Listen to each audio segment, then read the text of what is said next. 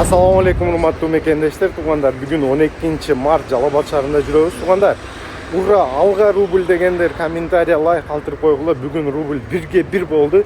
Силерден обязательно комментарий ким кайсыл жерден көрүп атканын жазып кетиңиздер.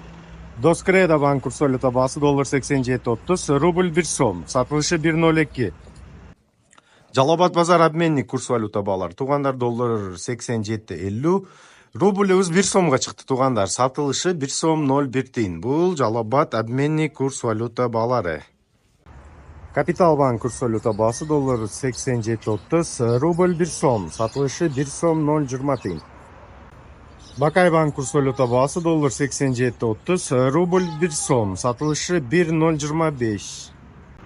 Банк Азия курс валюта баасы доллар 87.30, рубль 0.995 тиын, сатылышы 1 сом 0.2. М-банк курс валюта баасы доллар 87.30, рубль 1 сом, сатылышы 1.025. Жалал-Абад шаарынын курс валюта баалары ушинтип калды. Тугандар, сиздер видеодо максимум колдоо, лайк, комментарий, ким кайсыл жерден көрүп атканын комментарийге жазып койгула. Ура 1 сом болду деп обязательно комментарий күтүп калам силерден.